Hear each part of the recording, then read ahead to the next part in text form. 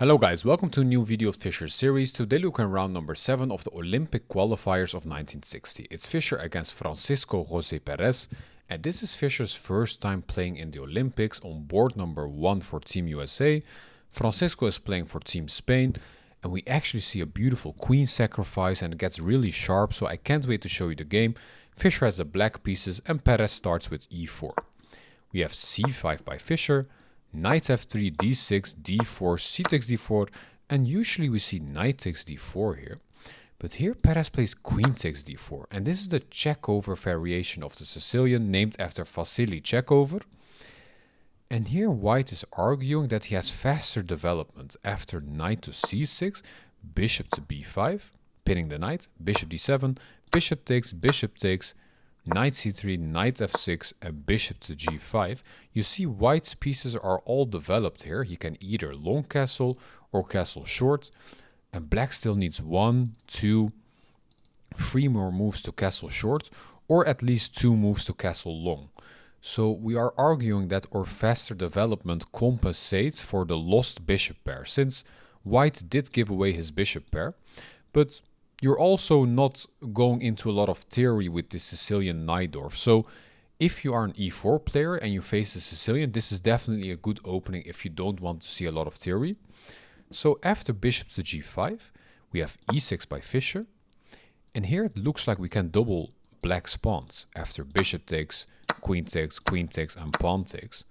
But this actually favors black. It's the bishop pair against the knight pair here. Long castles, rook to g8, attacking the g2 pawn, g3, but now f5. You cannot take it, then your knight gets lost.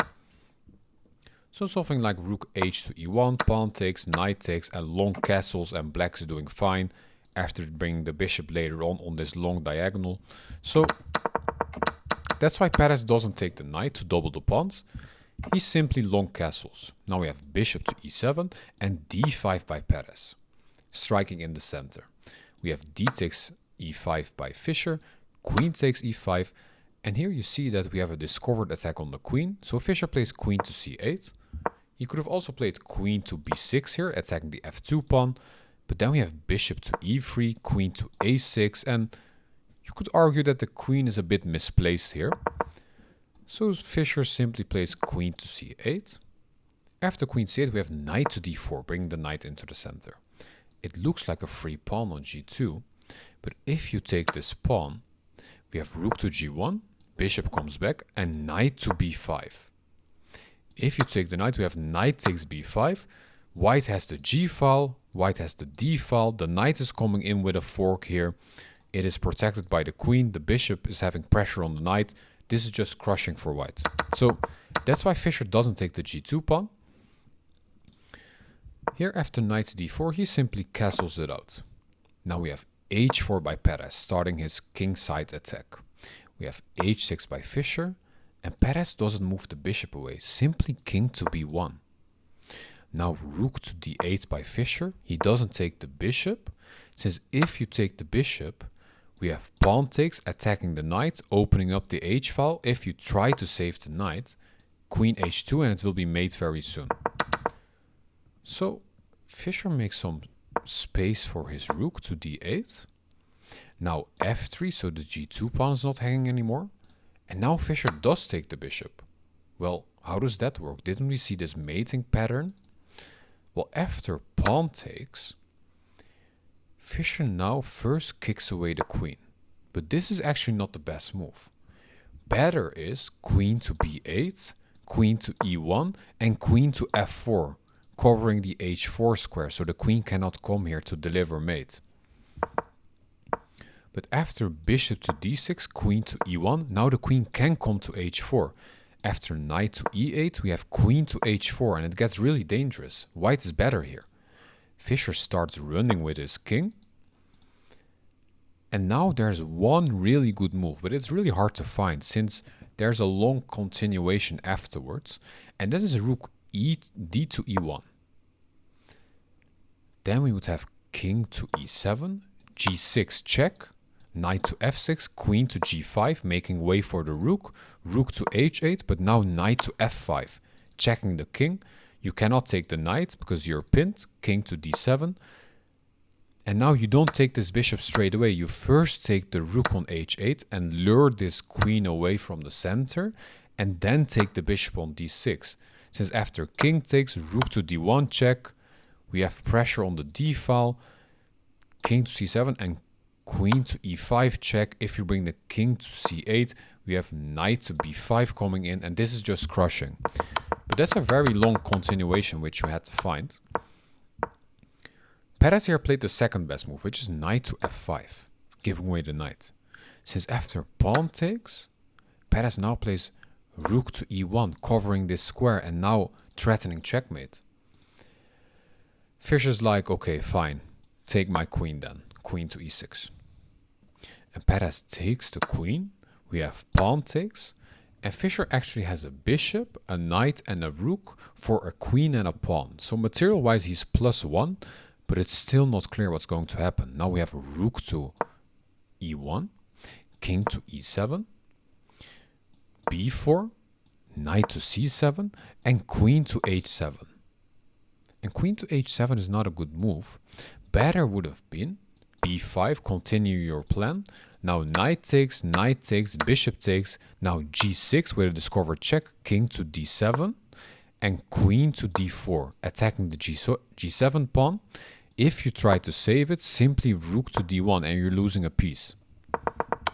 That would have been the best continuation. But after queen to h7, simply rook to g8, defending the pawn. And now b5 by Perez, but now it's too late. Now you could just take it. And okay, you win this pawn and threaten winning the bishop and this pawn, but simply bishop to c4 holds both of them. And this is fine for black. But okay, b5. Here, Fischer doesn't even take this pawn. He plays bishop to g3, attacking the rook. And now Perez makes the first mistake. He plays queen takes f5, giving away this rook. Better would have been rook to e3, bishop to f4, rook to e2, knight takes, bishop takes, attacking the rook. Now queen takes f5, bishop takes, and queen takes f4. Now you took the rook anyway, but we have more compensation for white. That didn't happen. We had queen takes f5, now bishop takes e1, queen c5 check. Fischer plays king to f7, which does give the advantage away a bit. Better is king to d7, since after pawn takes, we do defend this pawn. But okay, king to f7, pawn takes, and queen takes. The knight is under attack here. Rook b8 check, king to c1, and bishop to g3, defending the knight. Perez plays knight to e2, kicking this bishop, bishop to e5, and f4. Bishop b2 check, this is really crazy. King to d1 and knight to d5. The knight is safe now. And if you look at the engine, it's perfectly equal here. Well, what is the best move then? Perez here played king to e1, but now black's better. Better is f5. You do not take it, but then you lose the knight. But actually knight to e3 check, king to e1, and knight takes f5. Well, does that just give away a pawn? Well, then we have knight to f4, knight to d4, attacking the queen. Queen goes to d7 check, king to g8, knight takes, queen takes, and now we have a perpetual. We just keep giving checks wherever the king goes. And this would just end in a draw here. You cannot go to f8, then it's mate, so you have to keep on those files here. But that didn't happen.